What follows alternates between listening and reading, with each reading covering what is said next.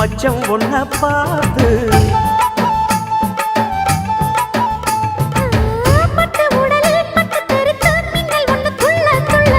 வெக்கம் துடிக்க விளக்கணைக்க ஜன்னல் கண்ணை மூடிக்கொள்ள 10 நாள் கழிச்சு தாண்டி கதவை திறக்கணும்.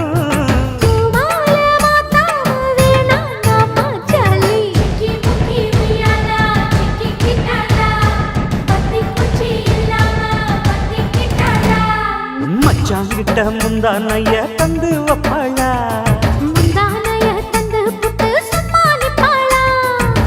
பல நாள் பசி இருக்கு விருந்து வப்பாளா.